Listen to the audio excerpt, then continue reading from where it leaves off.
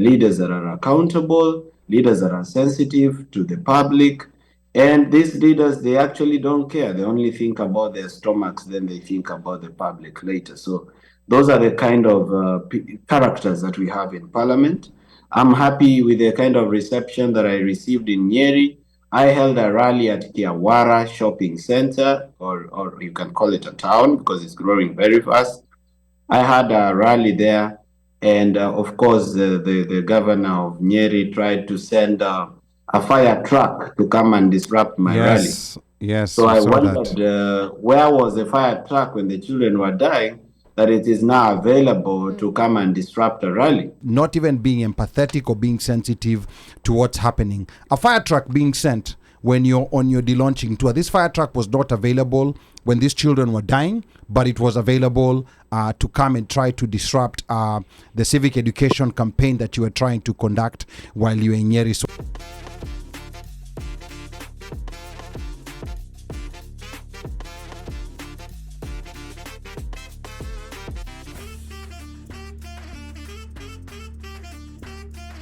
however, we know that very recently you had traveled to where there was a tragedy where we lost a number of primary school students. I think it was up to 20. I don't know whether it was 17 the first time. It might have been 20.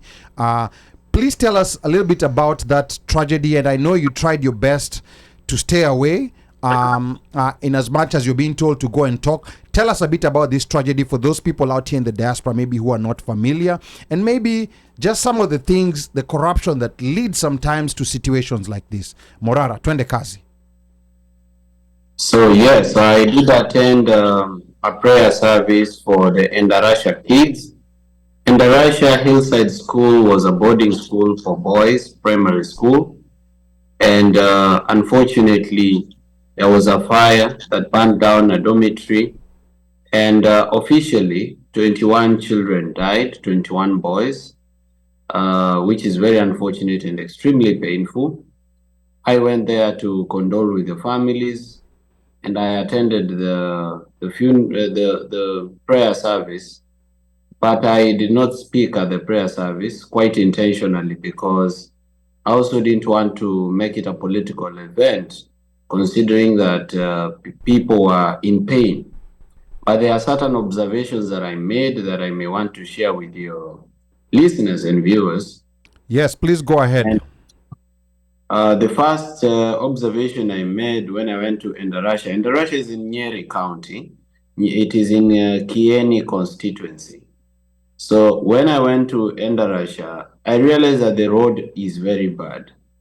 To add salt to injury, that road was launched by none other than William Samoei Ruto in 2018. So we expected that if he launched the road, then there should be a road. But there is no road, especially from Endarasha through a place called Charity up to a place called Embaringo. So that whole area, the road is extremely bad. And the fire engine was supposed to come from the nearest town, which is called Kiawara. And to get there, it would have taken no less than probably an hour for the fire engine to get to the school. So, you know, when it is a fire, you know, if you have a whole hour before the fire engine can get to the school, of course, you're not going to save anything. So that road contributed to us making the situation of that fire in that school even worse. And I realized that the dormitory was also not built very well in terms of standards of construction. By all engineering standards, it was not a standard building which should house children. But as you know, in Kenya, the Ministry of Education does not inspect the sanctity and safety of buildings that host children. And therefore, we can also say that there was an oversight on their part because they say that there is a counterclaim that the fire may have been caused by an arsonist, while there is an official claim that the fire could have been an electric fault. Be that as it may, I believe that the building, number one, should have had several exits. Number two, should have had a fire extinguishers. The children should have had fire training. and we would have saved lives. But unfortunately, we lost 21 children. As it stands today, there was a dispute regarding whether the 70 children that were unaccounted for are actually accounted for.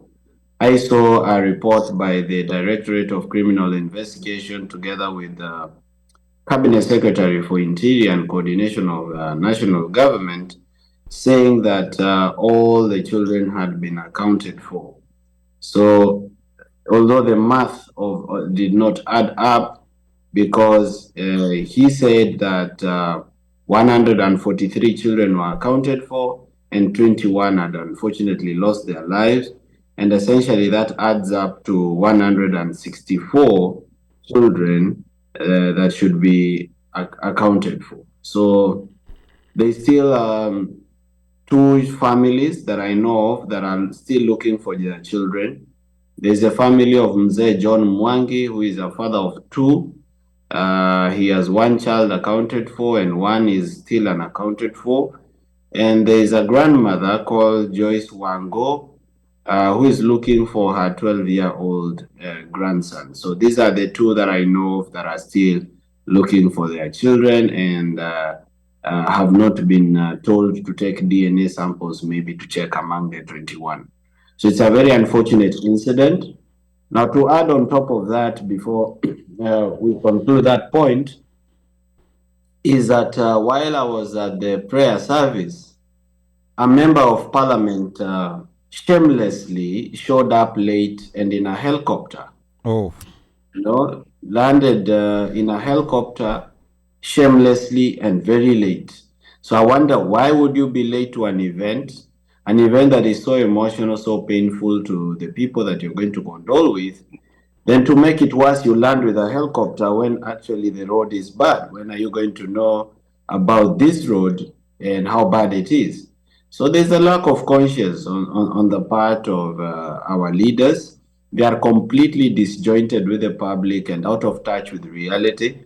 As you saw yesterday, 48 members of parliament, senators, and leaders from the Mount Kenya region met to tell us that their new kingpin is now Honorable Kindiki and not Honorable Gashagwa. wow. And my question would be, who cares? We don't care. We don't care if the Mount Kenya kingpin is a donkey or a horse. All we want is services to the people, leaders that are accountable, leaders that are sensitive to the public. And these leaders, they actually don't care. They only think about their stomachs, then they think about the public later. So those are the kind of characters that we have in parliament. I'm happy with the kind of reception that I received in Nyeri. I held a rally at Kiawara Shopping Center, or you can call it a town because it's growing very fast. I had a rally there, and of course, the governor of Nyeri tried to send a fire truck to come and disrupt my rally. Yes, So I I saw wondered that. where was the fire truck when the children were dying, that it is now available to come and disrupt a rally. But the people of Kiawara stood with me and we sent away the truck and I managed to have my conversation with them. The next day, I did a few day launch tours in Nyeri before I held a final rally in Karatina, then traveled back to the city. So that was my trip to Nyeri. Okay, amazing work you're doing there, Morara Kebaso, and very sad, like a number of things you mentioned. Politicians showing up at a very sad place with a chopper, arriving late, not even being empathetic or being sensitive to what's happening. A fire truck being sent when you're on your delaunching tour. This fire truck was not available when these children were dying, but it was available to come and try to disrupt the civic education campaign that you were trying to conduct while you were in Nyeri. So asante sana.